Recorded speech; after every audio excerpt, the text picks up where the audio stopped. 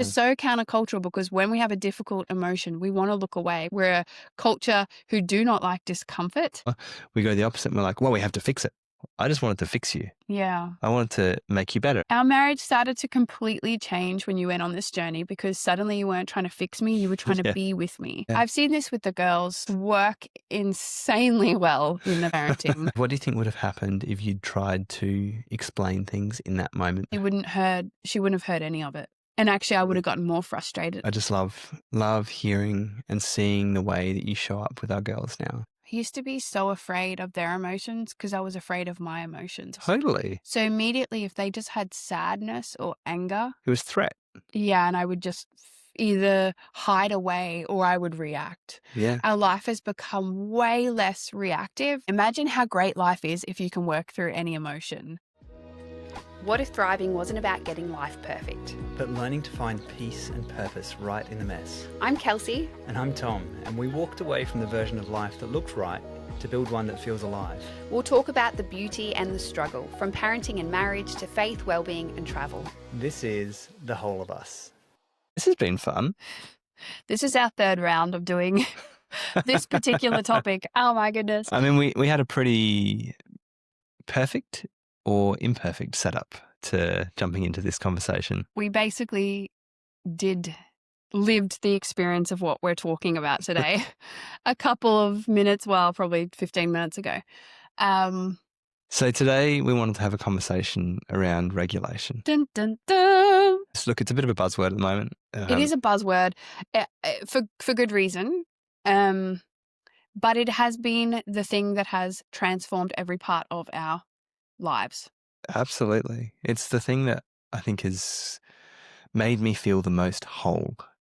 So let's just talk a little bit because we're both coming in. We have done a little bit of regulation before this, before we started recording, but I can tell I am in some freeze at the moment. Yeah. Well, look, for context, the other two trials of this, you've just been struggling to articulate what's going on in your brain. And it feels frustrating. For context in that, freeze is where our brain shuts down. Our body's gotten scared from something, and that could be an actual thing that's going on right now, or it could have been an experience that reminded our brain of something that's happened in the past, and it's gone, nah, too much, shut down. Yeah, I can feel the blood drained a little bit from my face. I can feel the heaviness in my body. I feel really tired right now. And before I wasn't as tired. Yeah. I can feel a connection to anger and a bit of sadness. I can feel disconnection from you right now. I just want to not be sitting so close to you on this couch processing through this. But so freeze would make sense there. You'd want to hide. There is a bit of flight as well, up. of wanting to run away and not bother with this episode. And I think that is why I want to be here. Yeah. Because this subject is so important, because I have lived so much of my life dictated by emotions, and I can feel emotional talking about it. So much of my life and our marriage, there's a rubbish bin going right now. That's great. The rubbish bin man is here as we record in our living room. I would say almost all my life completely dictated by emotions and spinning between this feeling of freeze or this feeling of flight where I wanted to run away and hide, or this fight. And I noticed my ability to show up in different relationships depends on the person and how my triggered self shows up.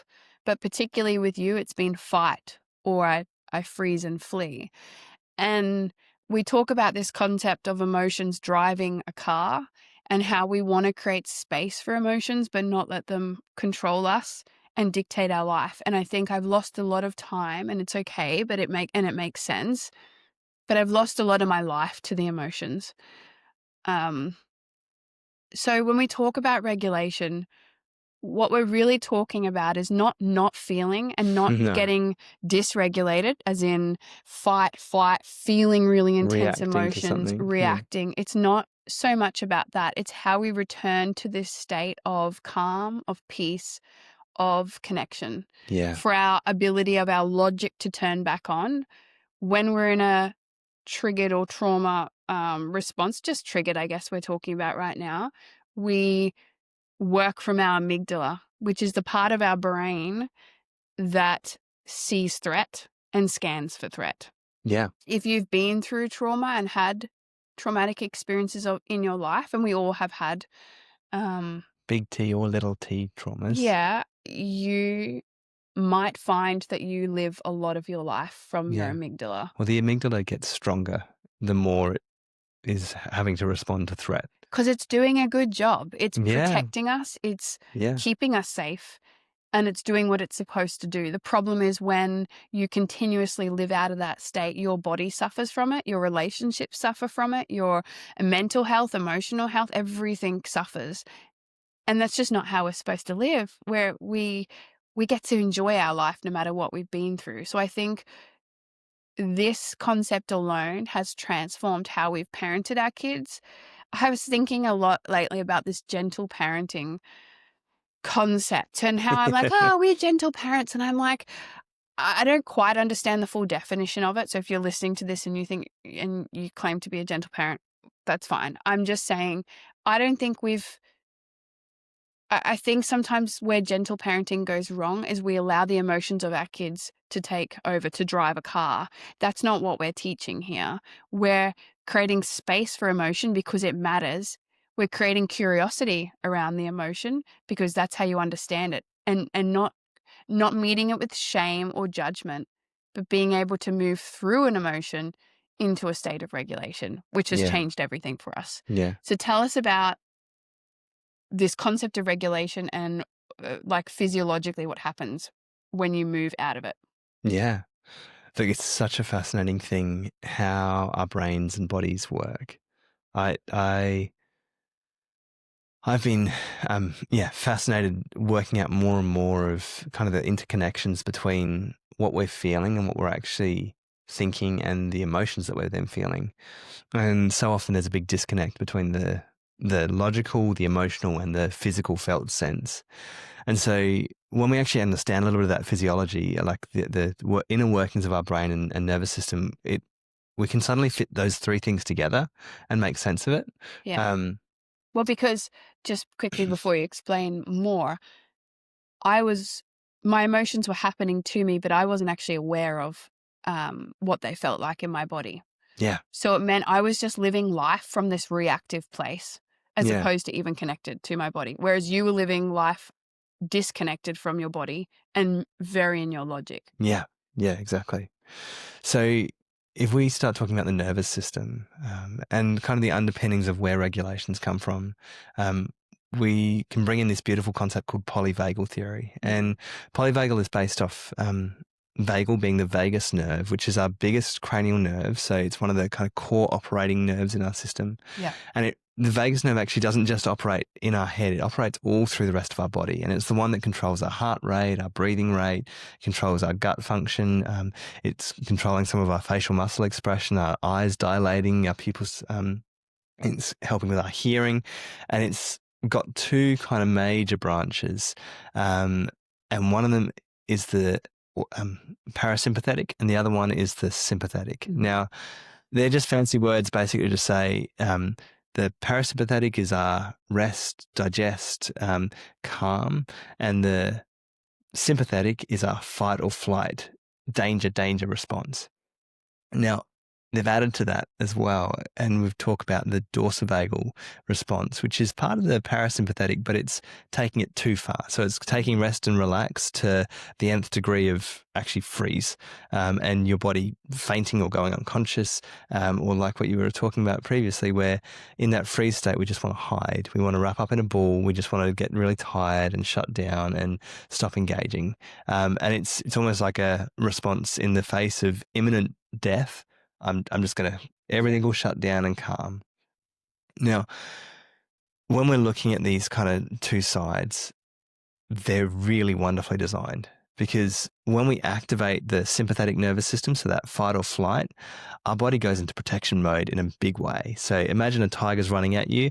I want all my muscles to be pumping. Like that's when we get that adrenaline release. Your senses That's when are our heightened. pupils dilate, and so we can see really well. Our hearing gets more attuned, and we're able to just pick up on situations and go. So if we're taking this response that happens, this fight or flight response, or this freeze response as well, our goal with regulation isn't to ignore that or shut it down. Mhm. It's actually to go, I see what's going on here. Let's help move our system back into, it's called a ventrivagal state, or that rest, relaxed awareness state. Well, and I think you can tell if you're regulated because your sense of safety is greater than your sense of threat. Yeah. Yeah. Our relationship circuits are turned back on, and our ability to like look at situations and calmly make decisions. It's the idea of being able to respond rather than reacting. I think the first step is really to understand what's happening in your body. I think the awareness, the self-awareness of what was happening. For instance, when I talked about the freeze just before, of being like, wow, I feel really tired right now. My tummy feels like it's tight. My jaw's clenched. I'm immediately thinking, oh, okay, something's going on. And then I start tracing it up, okay? Because I think what we want to do is try to logic and explain away an emotion or experience. But just by identifying it and sitting with it and looking at it, that is part of the healing. Like, we can't underestimate just naming what you're feeling. In fact, the studies do talk about that it will lower your stress levels just simply by acknowledging what you're feeling, which is so countercultural, because when we have a difficult emotion, we want to look away. We want to run the other way. We do not want to sit with it. We're a culture who do not like discomfort. We don't want to be there. Totally. Or we go the opposite and we're like, well, we have to fix it. We've got to do something with this. We've got to take it and like, I'm going to wrestle with it, and I'm going to apply a framework to it, and I'm going to move through this into a place of wholeness. And it's like, whoa. So really that first part then is just sitting with it, naming it, understanding what your body's doing, and having some compassion without shame. Yeah. Now, it's not lacking ownership. It's not like I've just yelled at everybody and it's suddenly like, oh, I make so much sense. I'm allowed to do that. well, it is that, right? It's not like permission. It's not holding you accountable for it, or it's not excusing it away. There are consequences for it. There is repair necessary. Yeah. But before we can get to those relational concepts, we've got to actually have enough self-compassion to be able to come back.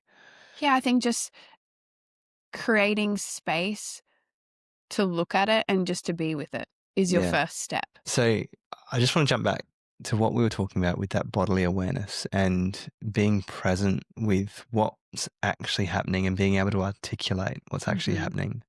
We've both had the privilege of working with somatic experiencing therapists, and this has been probably the most profound kind of therapy that we've done. We've both done the CBT type therapy, which is this idea that you can effectively think your way better. It's this like top-down logic approach to what's going on within the body. Definitely a place. And there absolutely is. The way somatic experiencing is looking at it is from this bottom-up approach. So going from what's the nervous system and the body saying, if we can sit with that and be with that and create an increased feeling of safety, everything has to follow from that. And so that's where all the logical thoughts come from, a place of safety. Yeah. And immediately we can start to look at a previous thought and go, oh, well, of course. We can reframe. We can reframe then.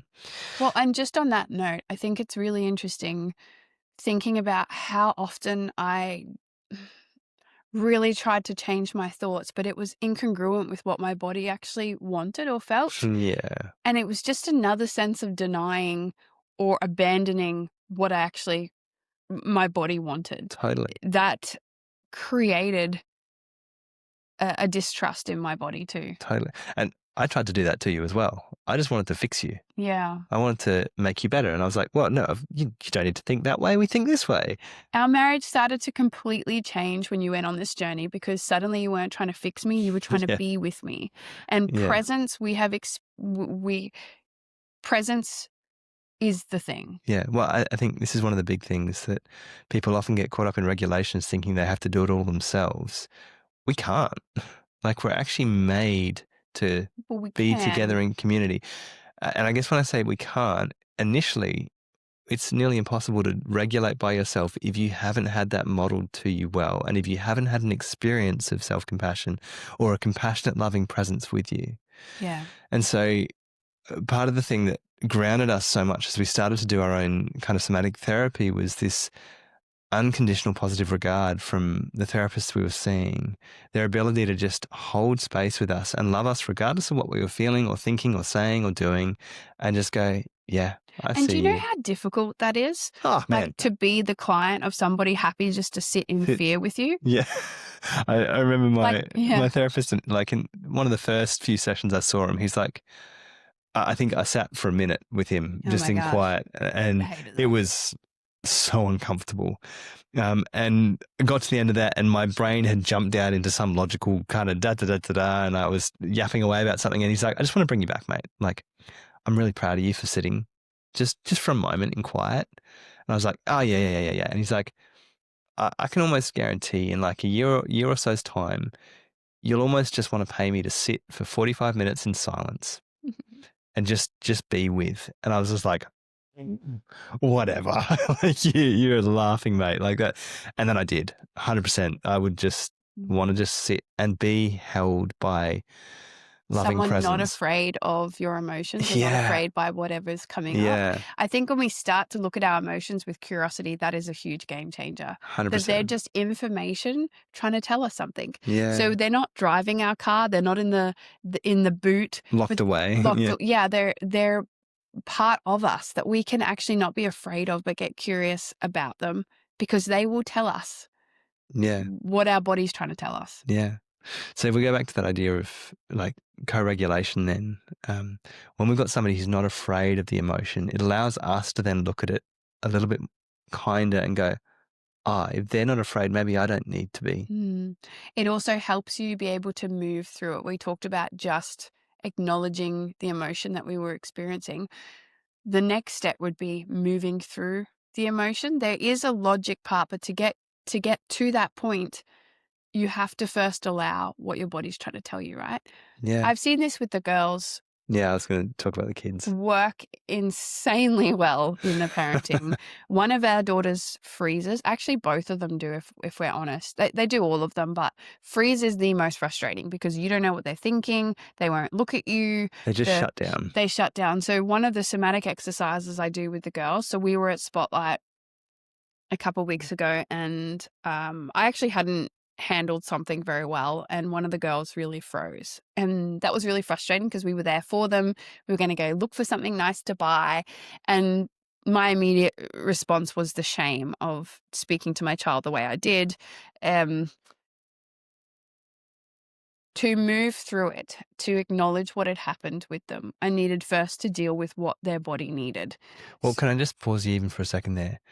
To have the awareness that you were experiencing shame in that moment, and to slow yourself down and go, I missed my kid. I miss my kid.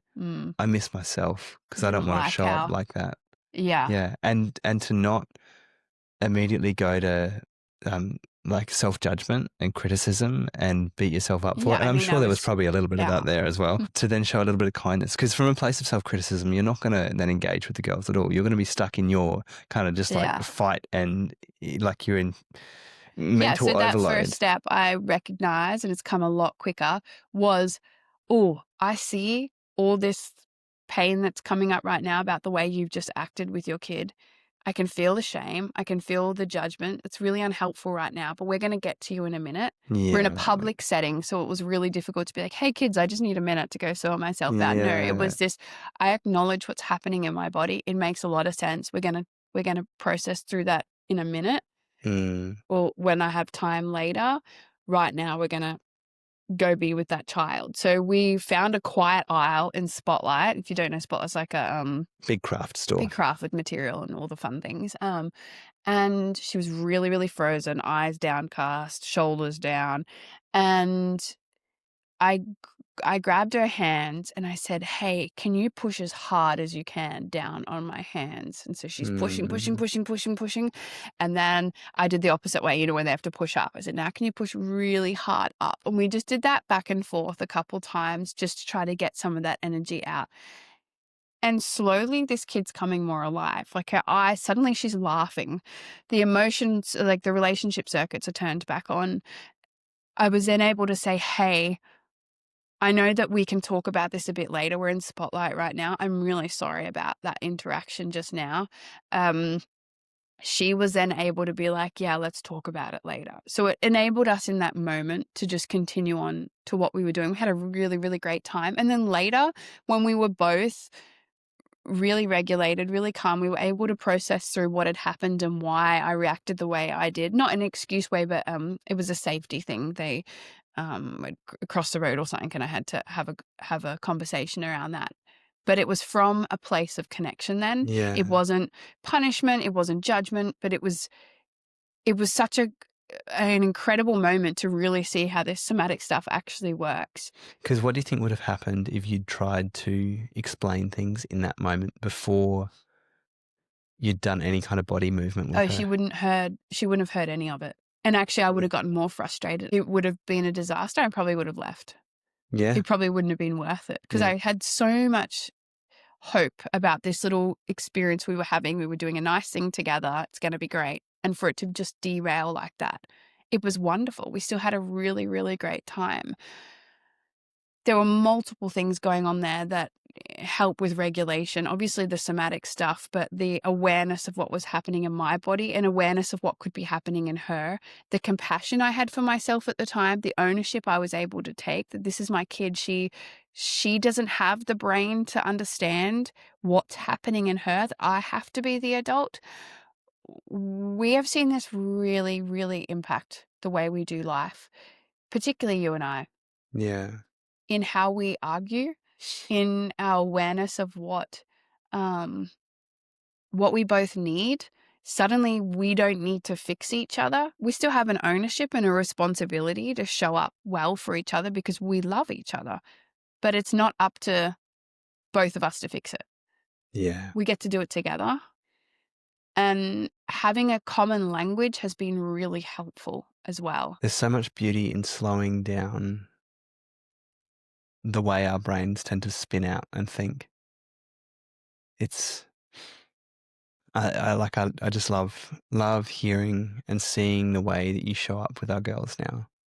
Yeah. Because it's definitely not perfect, but it is. No, but like there's a kindness, and I think the beauty of it is that kindness is coming because you've shown kindness to yourself first. I used to be so afraid of their emotions because I was afraid of my emotions. Totally. So immediately if they just had sadness or anger, It was threat. yeah, and I would just either hide away or I would react. Yeah. Our life has become way less reactive. I was even thinking the other day, one of the girls, they lied about something and we had to really address it with them. Their shame response was so crushing. It was really, really brutal. You could not have spoken to this kid. You could try and you could have a go at them. Oh, I for think it. we did Yeah. try to start with. And it goes nowhere because there's no response. Or if you do get like a, yeah, I'm sorry, it's not actually a felt engaged. It's not what I want anyway, right? No. But we, this child took them to their room and they hid. They often freeze and hide. That's where we find them when they're having a big moment like this. Yeah. And probably past me would have gone in and gotten really annoyed. Like, pull yourself out of that. We've got, like, we had somewhere to go. Like, there was a bit Yeah. of a pressure situation happening. We were able to really slow it down. I could tell she was experiencing shame. I went in there and just started articulating what I could see. Hey, do you feel like the blood's draining from your face right now? Is your tummy really cramped? Now they're frozen, so they're hardly responding to me at all. I just get these tiny little nods. I'm like, do you think you might be experiencing shame? And they nod. I'm like, do you feel, and describing what shame feels like in my Yeah. body. And then little tears, like, yes, that's what I feel. That feels the worst. Shame feels awful. So I wasn't in that moment focusing on the issue, which was the lying that they had been doing. It was addressing the body needs. Then we did some pendulum work where we did what her body needed to do. So in shame, she wanted to curl up. She wanted to get as small as she possibly could. She wanted to tuck her chin in. And then we did the opposite of that. So what it would feel like to sit up straight, to have your chin up high, to have your shoulders relaxed and backed in this open posture. We did that for a couple seconds, and then we moved back to what her body wanted to do. And slowly, we did it probably about 5 times, like ping, up, down, up, down. Slowly, as we worked that emotion through, she came alive. She was back in her body. Yeah. Then from that place, we could have a discussion about the lying. And we're talking about this because part of regulation, there's so many different ways and tools and modes to get through this. There's breath work, there's somatic experiencing, there's visualization, there's tons and tons of different things we've done. And every time we hear just a little like, oh, that's a cool tool. And we just practice integrating these little things into life. Yeah, but and they all work in different times, in different moments, and it's all really helpful. But the point of this is that we have found as a family, if our household is regulated, we are happier. Yeah. So we can live with more purpose. We can get things done that we want to get done. We can dream again. We're not reacting. The repair looks different. The connection looks different. Our ability to have compassion on each other has completely shifted. I actually can't think of a part of our life that hasn't been positively affected by our awareness of dysregulation, of the compassion piece of that, and then owning it and moving into noticing how safe the world is around us. Yeah. But like that word safe is what kind of sums it up. Because it is only from a place of safety that we actually get to enjoy life. Like if we're feeling threatened, we can think we're enjoying things, but it's hampered by something. Like it's minimized, it's reduced. Yeah. It's like, and I say this for myself because I thought I enjoyed life. I was, and I it's not that I didn't, but there was a disconnect as well. And so the more integrated I've become in terms of understanding what's going on in my body, of not denying perceived negative emotions or experiences, of actually being with that, my capacity to experience joy on the other side of that is exponentially increased. You cannot not look at one emotion and think that you can have the full spectrum of other emotions. Totally. And yeah, that feels messy because I lived in this like nice balanced kind of flat line of emotions with like little ups and downs, but pretty flatlined.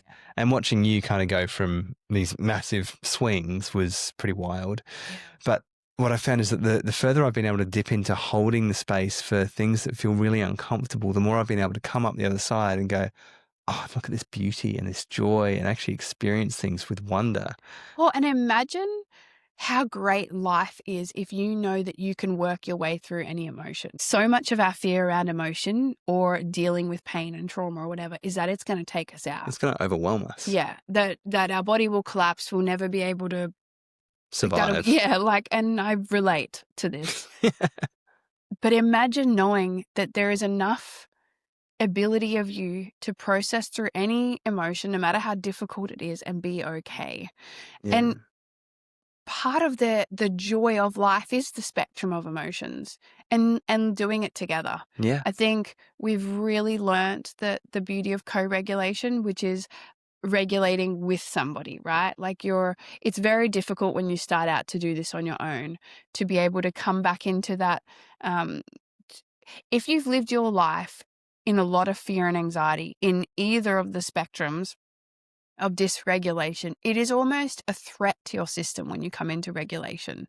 Yeah. Because your body's not used to it. It almost will, and we've seen it creates opportunities or stories to get back into dysregulation. Yeah. The threat, it becomes more safe because you're so used to it. In fact, there's studies talking about people who have an elevated heart rate because they've lived in stress for so long. When they've calmed their bodies down and so their heart rates have dropped because they're now regulated, the body will naturally start speeding it up again. Threat becomes the norm compared to safety becoming the norm.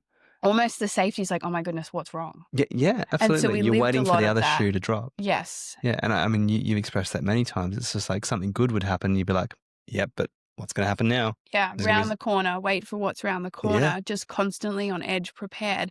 That is a devastating way to look at life.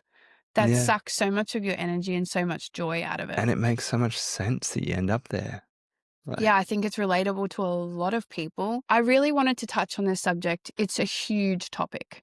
it's hard to encompass in a single conversation. We could talk about all the different emotions. We could talk about all the different practical things we do as a family, as individuals, how it's completely changed our marriage, what our fights look like now, or our arguments look like, how we repair. This is a very open-ended conversation, and for sure we haven't articulated things as well as we might have wanted to, but we would love to know your questions if you had any. The last few years, we both have done some training as life consultants, but it's specifically on emotional health around regulation and around somatic experiencing. It's a really thrilling topic to me. I think if people could really grasp this, relationships would completely transform. Community as a whole would be so much different. Yeah. It's just another piece of this beautiful puzzle of holistic living. Yeah. We were discussing as well which comes first. It feels like chicken and egg. Like, do you look at your physical health first, your mental health, or the emotional health stuff? It obviously all interacts and plays together. But I do think potentially the emotional health side of things, particularly regulation, is a really great place to start. It's a wonderful place to start. And it probably, even hearing this conversation, if you haven't touched on this topic before, it could feel Super overwhelming. massively overwhelming. Yeah. And that makes so much sense. Because I know, like, when we started, I didn't want to lean into any of it. I was didn't like, want to feel this stuff. no. And again, like, even just feeling is threat to our systems. And so probably the biggest encouragement I'd say is go slow.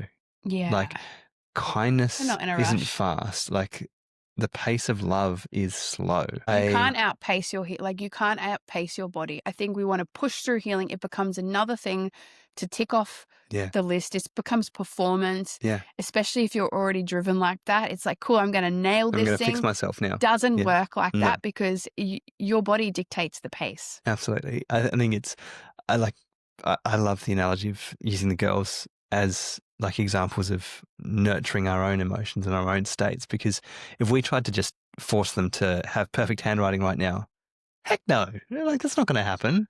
Like, if we force them to try and do super complex mathematics work right now, of course they're not going to have any clue how to do it. You've got to take them on a journey.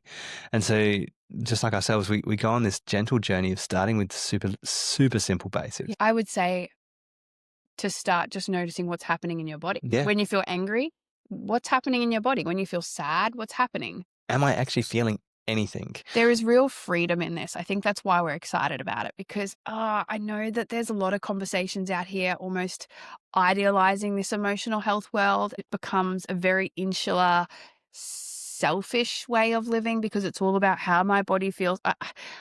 That's not where we want to stay. There's a necessity to be kind to yourself first, to be able to connect with what's going on. And then from that kindness, you're able to see how you're impacting the world around you, how you're showing up in the world around you, and then be able to go, oh, that makes a lot of sense. And I'm going to have to take a lot of ownership for this way and for this thing. And I could probably do that better. As we wrap up this conversation, I guess it's just a starting point, right? We just want it to feel really hopeful, and then maybe you would walk away feeling not as alone in the chaos of emotions and what's happening in your body, that it can be a really hopeful experience and really powerful. I think what's so incredible about this whole conversation, it's a really empowering one. Yep. Because you don't have to be a slave to emotion. You don't have to be driven by it. So send in any questions you have. We really would love to have conversations around what you're experiencing at the moment.